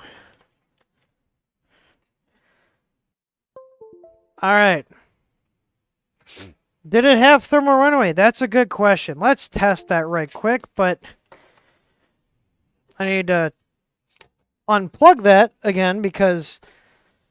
All right, let's see. Real simple test. Does it have thermal runaway? Let's go ahead and just take one of the heater lines out. So there we go. They didn't tin the heater lines. Let's go ahead and tell it to heat and see if it has thermal runaway.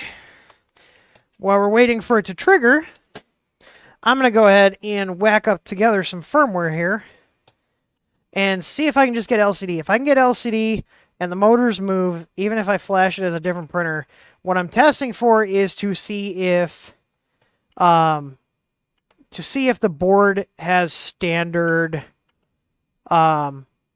standard pinout definitions, meaning we can just use Marlin ramps definitions because that's what most of these printers use. All right, so I just want to make sure this is not going to short ZLCD. There we go. All right. So let's see. So you can see the MOSFET for the hot end is on right there. And I'm going to whack together some firmware from a printer that has a 2560 board. I think the closest one would be like the AL4 or the Sidewinder. So I'm going to try that. And let's see. I'm going to put something else on. Let me see.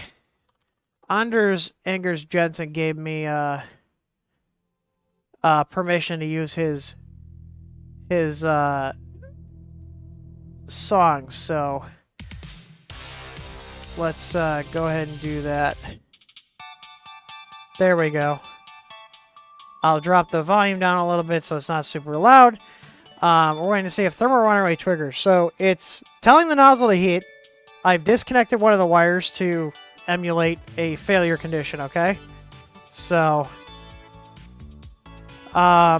anyways, let me pull down some firmware. I'm gonna pull down the artillery AL4. I'm gonna flash it like that. So, bear with me. We're just gonna watch and see if they actually put thermal runaway protection on. I don't know. It's a 50-50 shot, and I don't have enough information about Sunlu to make a prediction. But it's 2020. Every printer shipping should have thermal runaway protection. There's no excuses anymore.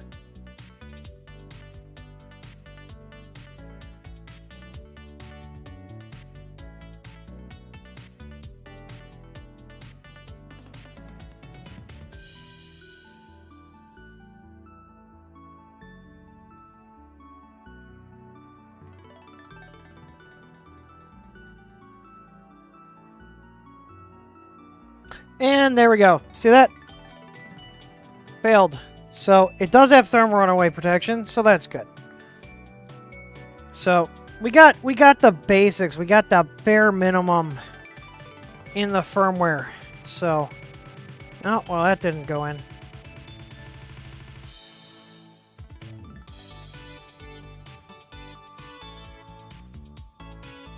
Come on. Get in the terminal. Get in the terminal! There we go. All right, we're in the terminal. All right, let's see if we can have our way with it with some firmware.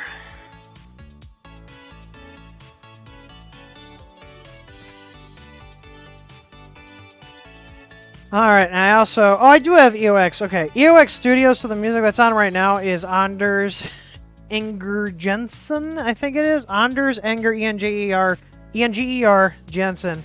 And he does, like, 8-bitty type of stuff. Like, I like it. It's chill. All right, so I'm going to download the firmware here, and I'm going to see if we can actually get just display is all I'm shooting for. I am extracting files boring stuff. But I'll be uploading to the printer in just a sec here, because I'm going to flash it like an AL4. And then we'll work from there. So usually when I do firmware for a printer, I start with something that's close enough, and then we see what works and doesn't work and get our bearings on different files and settings. So let me go ahead and pull in the firmware here. We're all extracted, so let's go over here, and like I said, we're just going to try flashing it as an AL4 because that's a 2560 base printer. Everything's not going to work out of the box, but I want to see if we get display. That's the important part. I also need to see what COM port this beast is sitting on here, because I'm probably going to have to manually specify my COM port. Let's see here. Devices. We've got 19.1, 16, 20, and 3. 19.1, so it's on 16, because 16 is the one that disappeared. So I refresh it. We're on 16. All right. So let me put COM 16. And let's go ahead and save. And let's go ahead and upload here. Yeah, I'm saying, that's what I'm saying. Justin is saying, weird, emptying the weird connector. LCD pinout is normal, RAM's 1.3. Yeah, that's usually what they do. And that's the best course of action. If we're going to do a custom board, at least make the pins consistent, because then we're able to put firmware on it. So this is going to compile right now, and then we're going to upload to the USB port. So we should see it uploading in just a sec here. It's almost done compiling. It's linking it, so we should start uploading to the printer in a second. Hopefully it has a bootloader. Usually the 2560s do. Okay, you can see the question mark stopped flashing, and it says it's writing. So let's see if we get LCD. We should, because I'm flashing this with the Artillery AL4 firmware, which is a MKS Gen L, which is a ramps type board with the same style LCD. So let's see.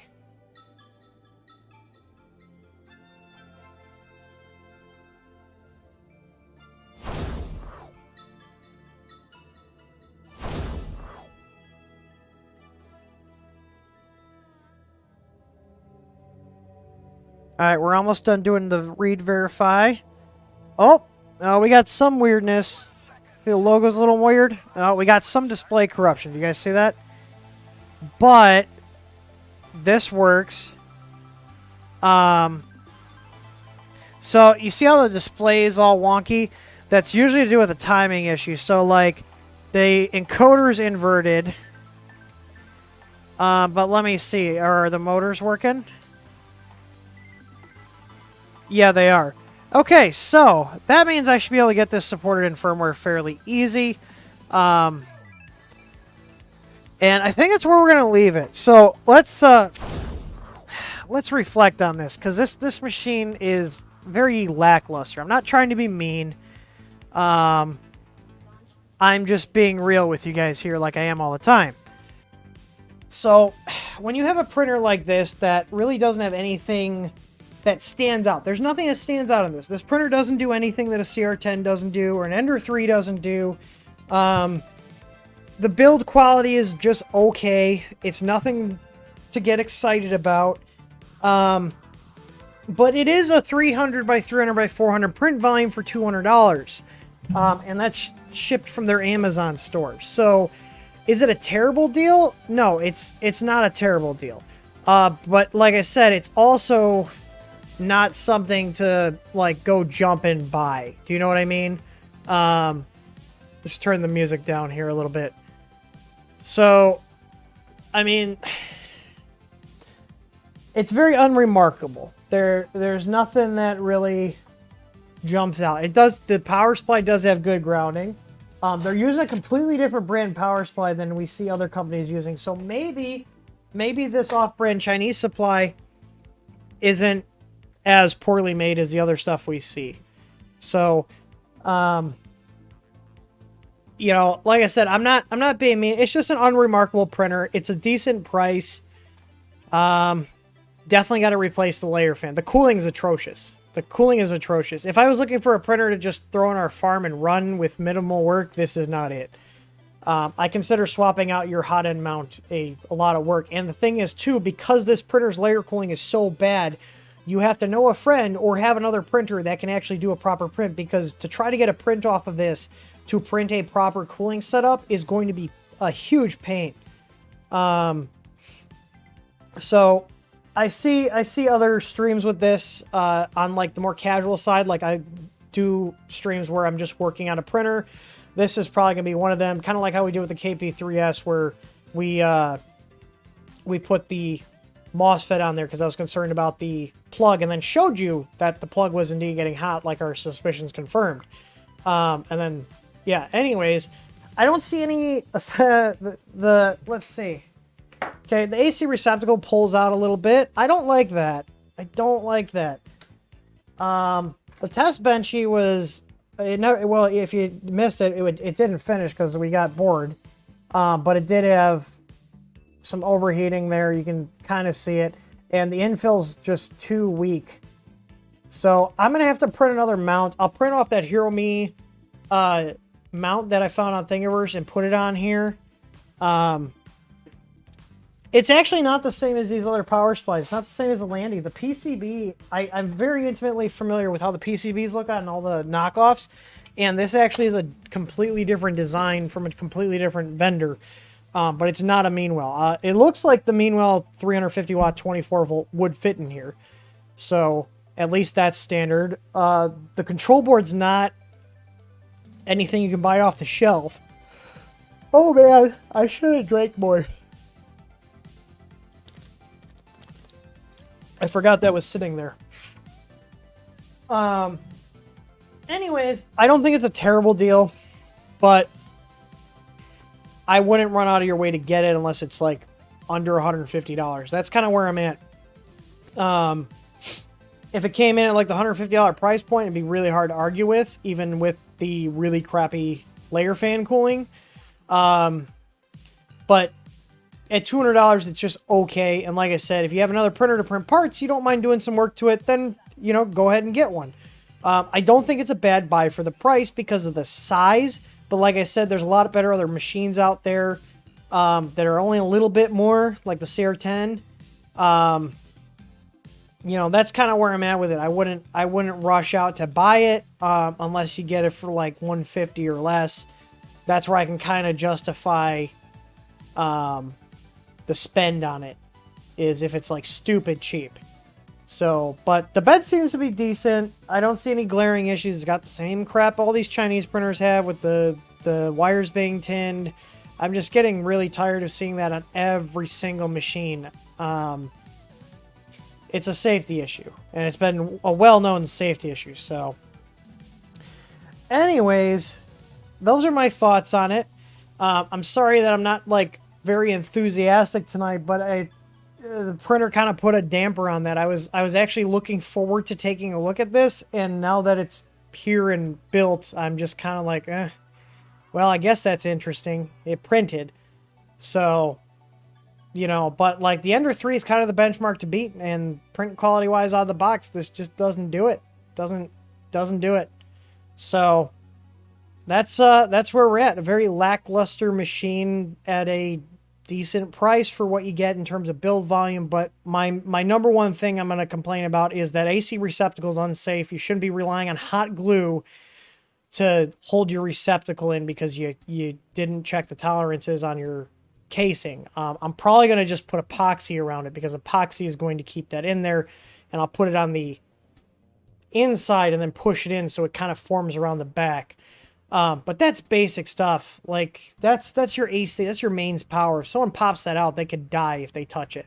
You know, imagine if you're pulling the power cord out and it yanks it out and you touch the back of that. You're gonna get a shock and you could be killed. So, that's very basic. So, you know, that's about it. I never thought I'd have to be like, you guys should really properly design your AC receptacle going into the thing because it's such a basic thing. But, you know, that's AC power. So, anyways, that's all I have for you guys tonight. I will be plugging away at this. I'll get it into our firmware in the next week. Probably quicker than that, but at the most, it'll be a week. So, I appreciate everybody that stopped by.